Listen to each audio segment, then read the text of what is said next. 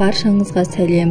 Бүгін сіздермен балалар өте жақсы көріп, сүйсініп жейтін вафлидің рецептімен бөліскім келеді.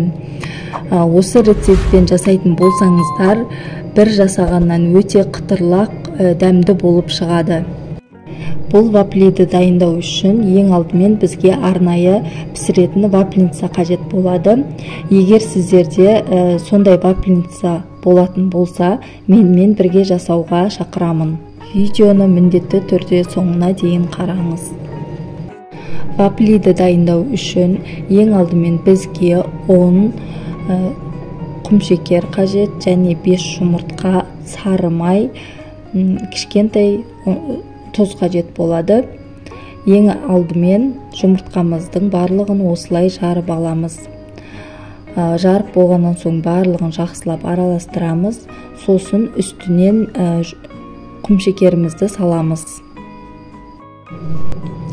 Одан соң сары майымызды осылай газге қойып ерітіп аламыз. Еріп болған сары майымызды тестамыздың үстіне әкеліп құямыз. Болғаннан соң жақсылап араластырамыз. Бұл тестамызға ешқандай сода, разрыхлитель, қопсытқыштар салуымыздың қажеті жоқ. Тек соңына қарай өздеріңіздің қалауларыңыз бойынша ванилин салып жіберсеңіздер болады. Осылай ұн қосып жақсылап араластырып аламыз. Бізден осындай қаймақ тәріздес сұйықтық шығады. Тестамызды өзімізге ыңғайлы ыдысқа құйып аламыз. Осындай вафли пісіретін формамызды жақсылап қыздырып аламыз. Менде бұл вафлицаға 30 жылдан астам уақыт болды. Сондықтан сарығыш жерлеріне мән бермей қойсаңыздар да болады. Тестамызды құйып, осылай қызғанша ұстаймыз. Мен тестаны кіші ожаумен осындай бір ожау құямын. Ал егер сіздер үлкен қасықпен құятын болсаңыздар, 2 үлкен ас қасық құйып пісірсеңіздер болады.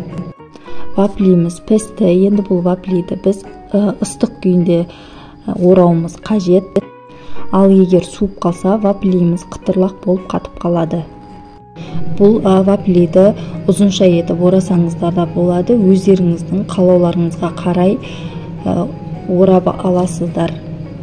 Міне біздің вафлиміз осылай оңай жолмен дайын болды. Өздеріңіздің қалауларыңызға қарай арасына крем жағып жесеңіздер де, немесе балмұздақ салып жесеңіздер де болады. Егер видеоны соңына дейін қараған болсаңыздар, арнама тіркеліп, астына пікірлеріңізді жаза кетіңіздер.